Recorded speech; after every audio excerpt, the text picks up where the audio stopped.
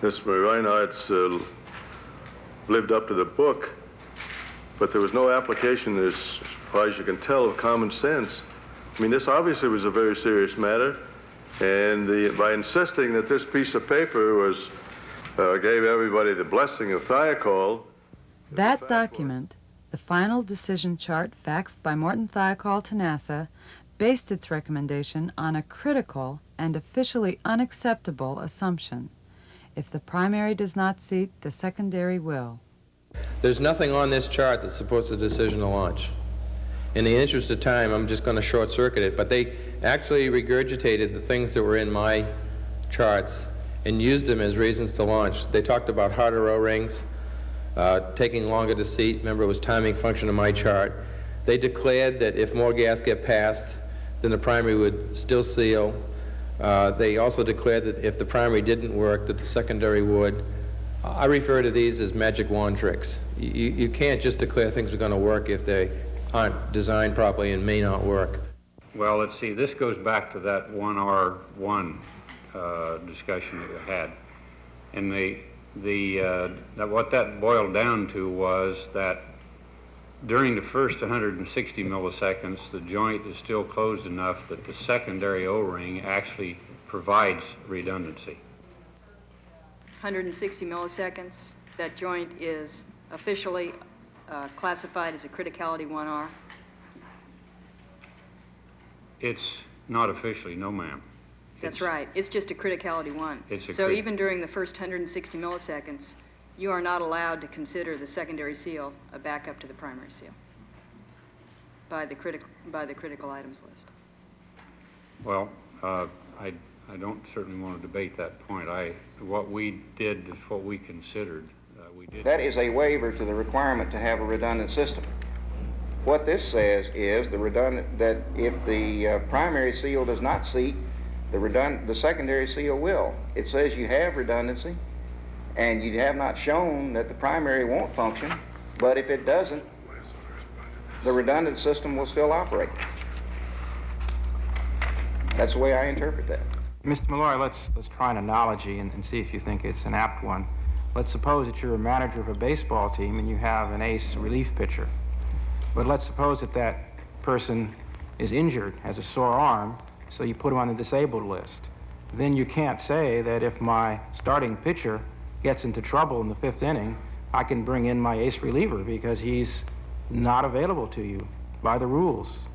And it seems to me that's the situation with this waiver. But what happened during that night was a whole series of events where constraints came up and were successively knocked down by the launch managers. There was a very interesting statement that was made in one of the press accounts by a unnamed NASA official down at the Kennedy Space Center that the whole situation that night was very strange, that it was clear that a decision had been made that this launch was a go, pretty much no matter what, and that's exactly what happened.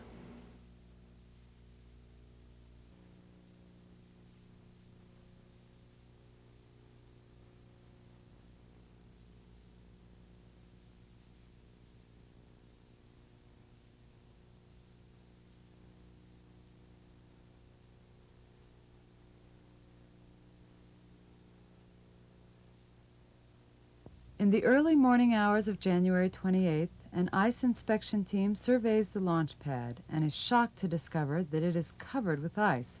One of the top ice engineers comments to a colleague, "Looks like a no-go today."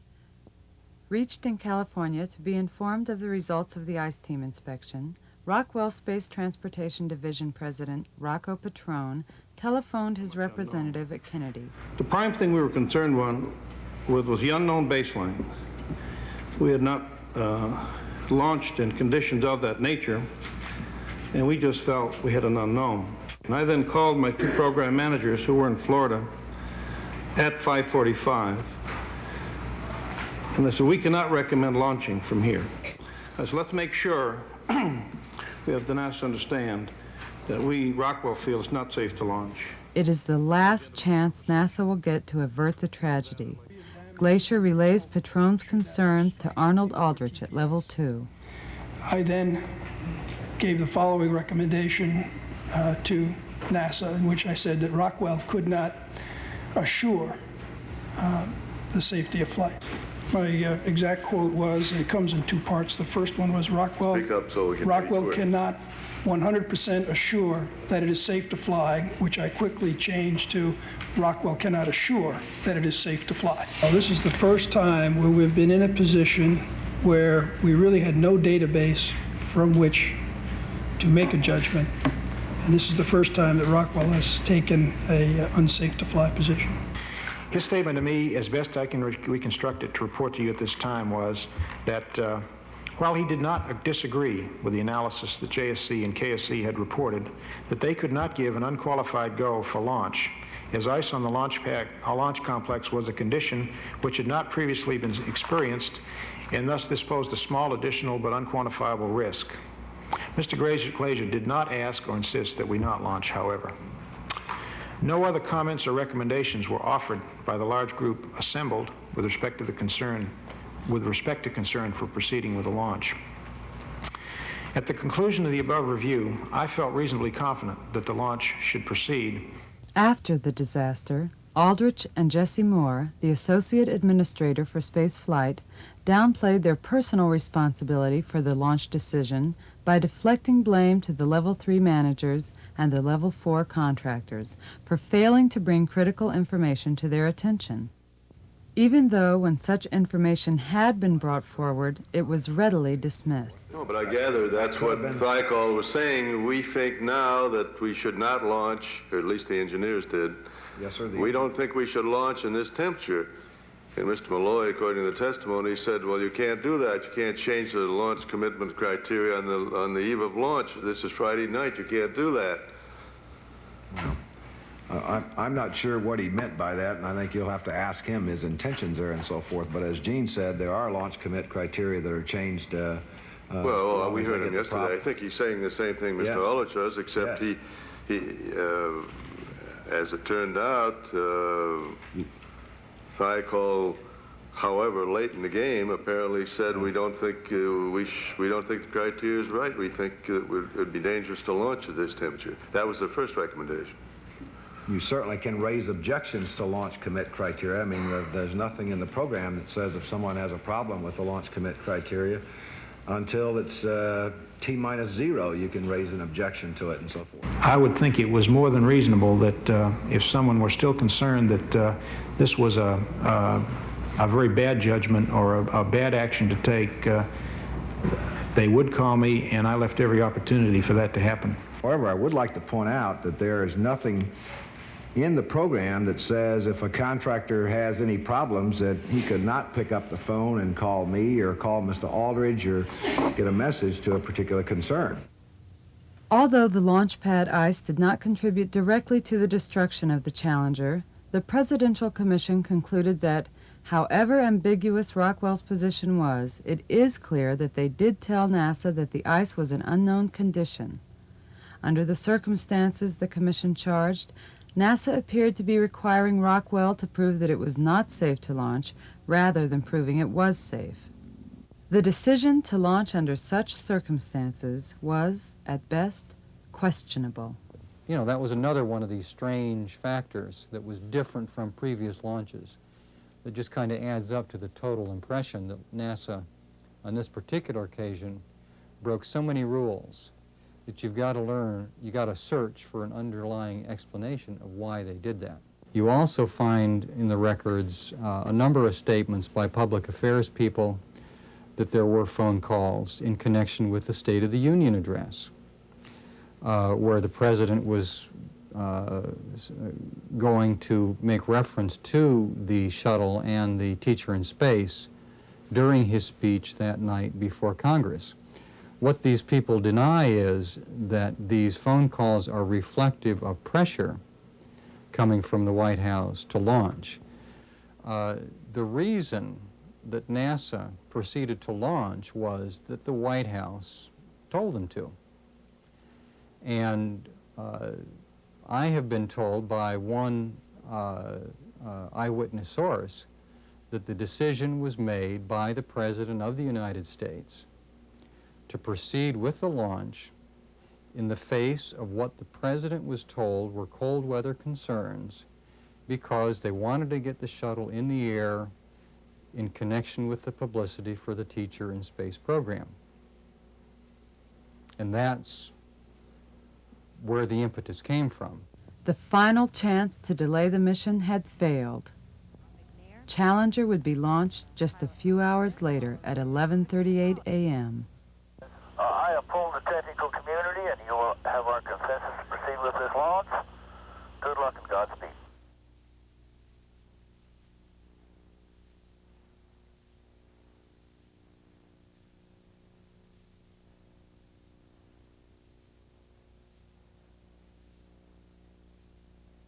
The next morning, I paused outside of Arnie Thompson's office and told him and my boss, who was the manager of Applied Mechanics, that I hoped that the launch was safe.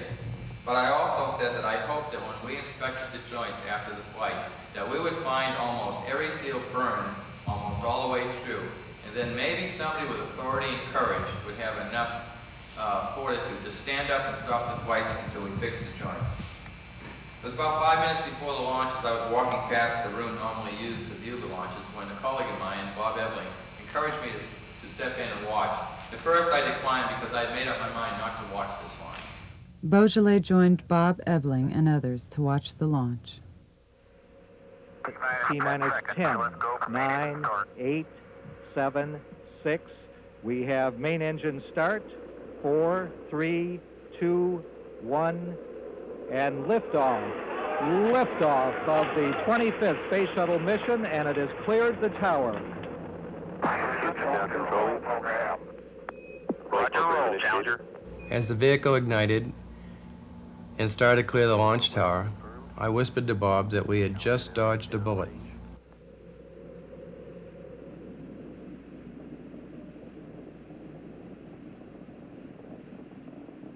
Engine's beginning throttling down now at 94%. Normal throttles for most of the flight, 104%. About 60 seconds into the launch, Bob whispered back to me that he had just completed a prayer of thanks to the Lord for a successful launch. 3 engines running normally, 3 good fuel cells, 3 good APUs. Velocity 2,257 feet per second. Altitude 4.3 nautical miles. Downrange distance 3 nautical miles.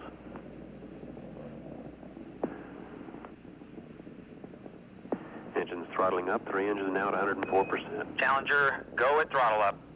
Challenger, go at throttle up.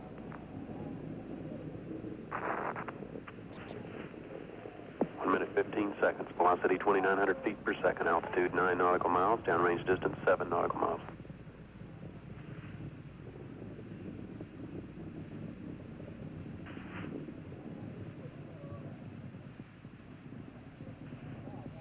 We all sat in stunned silence for a short time.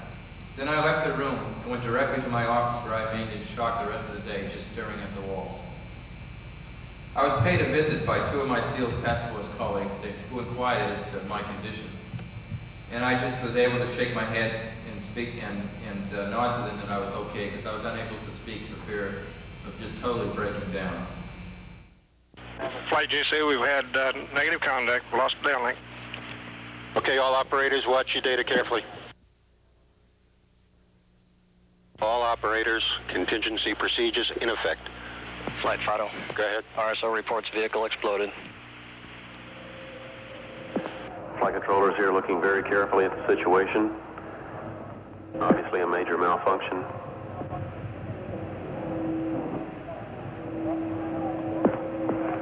We have no downlink.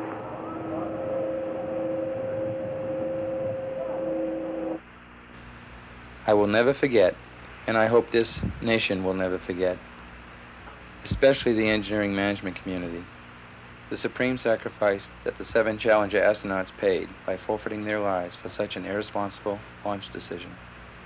May we always remember astronauts Onizuka, McAuliffe, Jarvis, Resnick, McNair, Scobie, and Smith for their courage and dedication to this nation's space program.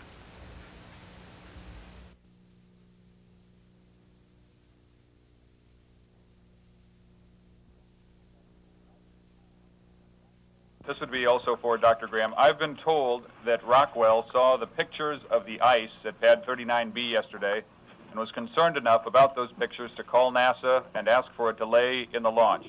Did you receive such a call, and if so, why was it not acted on? Let me defer that question to Jesse Moore and to Dick Smith, who were both here at the launch pad at that time. The technical team did sit down, all the NASA people involved as well as the contract people involved, and did feel that the conditions at the launch pad were acceptable for launch, and basically recommended that we launch. This terrible accident that's occurred was completely unexpected and, of course, completely unanticipated, and therefore we'll have to go back and review the entire range of NASA plans and activities. We have been meeting almost continuously since yesterday morning and forming a number of different teams. And our objective in the formation of these teams is to make sure that all aspects of the flight, from a data gathering point of view, from an impoundment point of view, are protected, so that we can then, in fact, put the technical people in place to go through this type of data in a very, very systematic, professional, and thorough manner. What really happened to us right after the disaster was that Arnie Thompson and I were placed on the failure investigation team and sent to the Marshall Space Flight Center in Alabama. And what I saw made me very angry, because NASA management was diligently attempting to shape the investigation and find something other than low temperature that caused the disaster. And it was really a terrible scene from that standpoint. Okay, we do not have any specific areas at this time. We made a cursory look. Did we see anything anomalous with any of the hardware that comes off at T0 yesterday afternoon? That showed nothing. NASA knew about the black puff of smoke the next day and knew for sure that the joint had leaked on ignition because it was witnessed by that black puff of smoke on film. And yet we who were on the team were not told about it. And they were chasing us down blind alley after blind alley trying to find something other than low temperature so they could blame that disaster on it. At some point, I gather, you will agree that the colder the weather, the greater the risk. Is that accurate?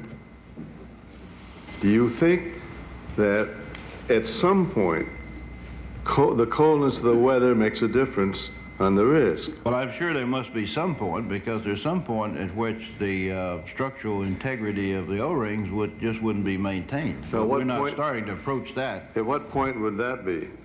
I think that'd be somewhere in the minus 40, minus 50.